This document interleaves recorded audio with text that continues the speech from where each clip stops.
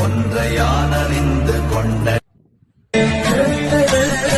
நேரந்து போனாலும் போல் வென்று போனாலும் சூழ் கொண்டு வருவோமே சிவசங்கரா.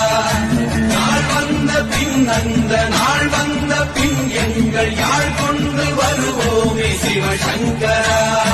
மகர பெரி கிசகசிரி சபோல் வென்று போனாலும் சூழ் கொண்டு வருவோமே சிவசங்கரா.